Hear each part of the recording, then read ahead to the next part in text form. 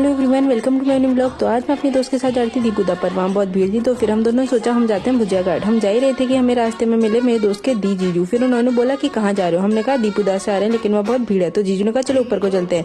फिर हम पहुंचे पगडंडी और फिर यहाँ पे हमने कुछ स्नैप्स ली। अब हम कैफे के अंदर एंटर करते हैं और कैफे का इंटीरियर तो बहुत अच्छा था और हमें यहाँ सबसे ज्यादा मस्त लगी ये छोटी सी बैठने की जगह, जो कि बहुत क्यूट थी।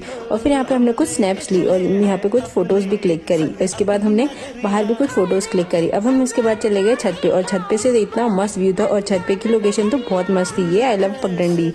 छत में भी फोटोज क्लिक करी क्योंकि मौसम बहुत मस्त था। फिर हम अंदर आ गए और ये दीदी की लड़की टेबल पे चढ़ के चाबी से मस्त डांस करी थी क्योंकि इसको कैफे बहुत अच्छा लगा। इसको खेलने के लिए यहाँ पे मिल रहा था और इस कैफे में कुछ बहुत अच्छी बुक्स भी रखी थी जो कि आप यहाँ पे पढ़ सकते हैं शांति से बैठ के। और फिर हम छोटी सी क्यूट सी जगह पे बैठ गए और यहाँ पे हमने कुछ स्नैप्स ली और फिर हमारे आ गए थे मोमो।